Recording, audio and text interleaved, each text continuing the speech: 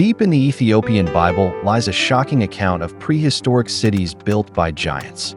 Places filled with knowledge so dangerous that God wiped them from the earth with fire and floodwaters.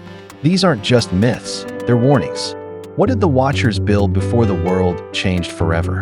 And could their ruins still exist today?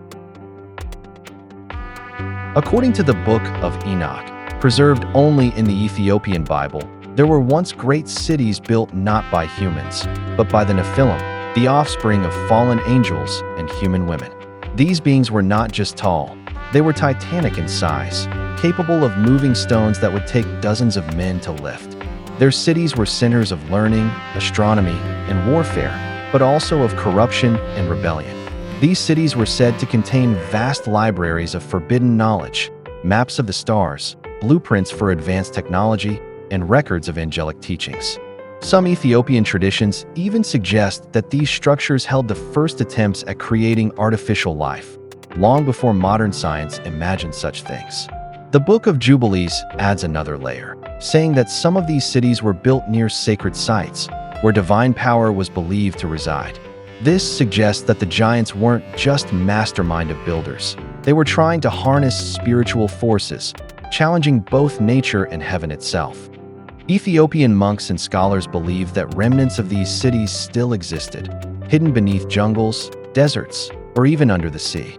Some claim that parts of these ruins had been discovered in Ethiopia, Egypt, and even South America, raising questions about whether this story is based on real history or myth. Whether literal or symbolic, the Ethiopian tradition preserved these accounts because they served as warnings. They showed what happens when knowledge is pursued without morality, and how easily civilization can fall when it forgets divine law.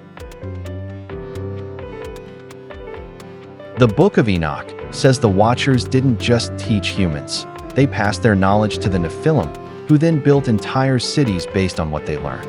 These teachings included metallurgy, medicine, astrology, and even enchantments, all of which were used to dominate others rather than uplift humanity. One of the most controversial teachings was the use of celestial navigation, mapping the stars to predict events, control time, and even manipulate destiny. Ethiopian theologians warned that this knowledge, when misused, led to arrogance and destruction. Another teaching was architecture, specifically the ability to move and shape massive stones without modern tools. This may explain legends of ancient monolithic structures found across Africa and beyond, some of which remain unexplained today. Ethiopian folklore preserves stories of these lost cities, calling them Sabakadis, or holy cities of the saints. These tales describe temples made of polished black stone, guarded by spirits and filled with ancient wisdom that must never be disturbed. Today, many Ethiopian churches and monasteries are built on land believed to have once belonged to these ancient civilizations. Some believe that the knowledge of the giants lives on, hidden in sacred texts and protected by holy men who know the dangers of unlocking what should stay buried. The Book of Enoch describes specific locations where these giant cities once stood, places marked by strange rock formations, massive stone blocks, and underground chambers. Some scholars believe these descriptions match real archaeological sites found across Ethiopia, Egypt, and even South America, suggesting that the Ethiopian Bible may contain hidden maps to lost civilizations. One such location is Yeha, an ancient Ethiopian city believed to predate Christianity.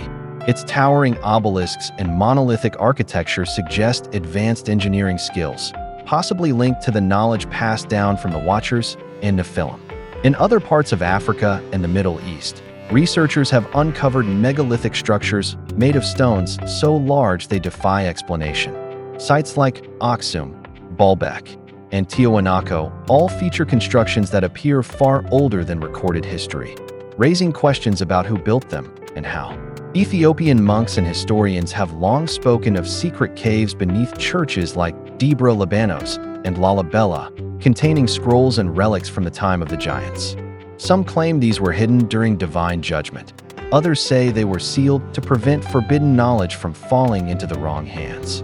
Whether these accounts are historical or symbolic, They reflect a deep belief in Ethiopia that something powerful existed before our current world, and that its remnants still influence us today. The Ethiopian Bible preserved these stories not just for curiosity, but for warning and wisdom. According to the Book of Enoch, the destruction of the giant cities was not random, it was divine justice.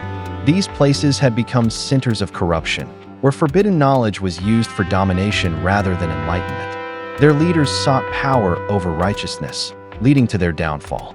The Watchers had taught humans how to make weapons, enchantments, and celestial calculations, tools that were misused for war and oppression. This led to widespread violence, idolatry, and moral decay, forcing God to intervene before humanity could be completely corrupted. The Great Flood described in Genesis has a parallel in the Book of Jubilees, but in the Ethiopian version, the flood was only one form of divine punishment. Fire from heaven also rained down, destroying key strongholds of the Nephilim and erasing their influence from the earth. Some Ethiopian theologians argue that the destruction of these cities was necessary to reset human civilization, to ensure that knowledge would be reborn in balance with morality. Without this reset, the story of Adam and Eve might have been lost forever. Today, many Ethiopian believers see these ancient stories as warnings, reminders that unchecked ambition and forbidden knowledge can lead to ruin. They study these accounts not just for history, but for spiritual discernment. In recent decades, archaeologists have discovered massive stone structures in remote parts of Ethiopia that defy conventional dating. Some resemble the descriptions found in the Book of Enoch, including temples built with precision-cut stones weighing hundreds of tons. Some researchers believe these ruins date back thousands of years, far older than the known history of Ethiopia. If true, this could mean that the Ethiopian Bible preserves memories of a forgotten era, one that mainstream history has yet to fully understand. There's also controversy surrounding whether some of these sites were deliberately ignored by Western archaeologists. Many prefer to focus on Greco-Roman or Islamic history, leaving the pre-Christian past largely unexplored, despite its significance in Ethiopian tradition.